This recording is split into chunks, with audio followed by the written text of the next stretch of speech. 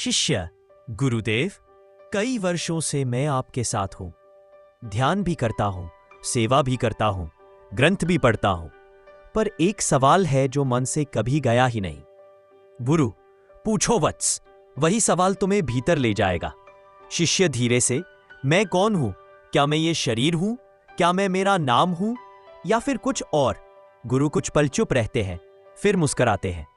गुरु, वत्स, जब तुम कहते हो मैं, तो कौन बोलता है? ये शरीर, ये मन या कुछ और? शिष्य सोच में पड़कर, शायद मन। गुरु, मन तो एक नदी की तरह है, हर पल बहता रहता है। एक पल में सुख, अगले पल में दुख। अगर मैं मन है तो तुम क्यों कहते हो मेरा मन परेशान है? तुम तो अलग हो ना। शिष्य धीरे धीरे समझते हुए, तो फिर मैं क्या आत्मा हूं? गुरु मुस्कुराते हुए, आत्मा को शब्दों से नहीं समझा जा सकता, केवल अनुभव किया जा सकता है। लेकिन मैं तुम्हें एक कहानी सुनाता हूं। गुरु ने आंखें बंद की और धीमे स्वर में बोले, बहुत समय पहले एक राजा था जिसके पास सब कुछ था, धन, सेना, वैभव, पर भीतर से खाली था। एक दिन वो एक संत के पास गया और पूछा, मुझे शांति चाहिए। संत ने हंसते हुए कहा, ये 3 शब्द हटा दो। राजा ने पूछा, कौन से?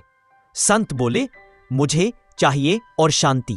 अगर मुझे हटेगा तो अहंकार हटेगा, चाहिए हटेगा तो लालच हटेगा, और जब ये दोनों हटेंगे तो सिर्फ शांति बचेगी। शिष्य चुप हो गया। कुछ देर तक सिर्फ पत्तों की सरसराहट सुनाई देती रही। शिष्य, गुरुदेव, क्या इसका मतलब है कि मैं वही हूं जो सबके पीछे है, जो देखता है, महसूस करता है, पर बदलता नहीं? गुरु मुस्कुराकर सिर हिलाते हैं।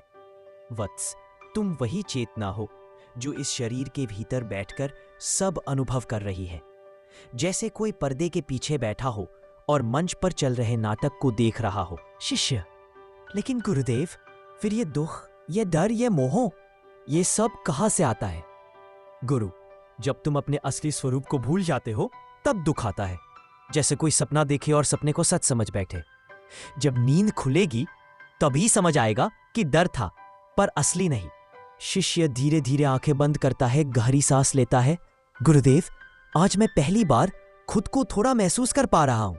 गुरु, बस यही शुरुआत है वत्स, तुम्हें कुछ नया नहीं पाना, सिर्फ जो हो उसे पहचानना है। बड़ के पत्ते हल्की हवा में हिलते हैं और नीचे बैठा चेहरा अब शांत है। पहली बार उसकी आंखों में कोई सवाल नहीं, सिर्फ मौन है। सीख, जब तक हम खुद को शरीर, नाम, पहचान मानते हैं, हम बाहर भटकते हैं। लेकिन जब मौन में बैठकर भीतर झांकते हैं, तो वही सवाल, मैं कौन हूं, हम हमारे असली स्वरूप तक पहुंचा देता है।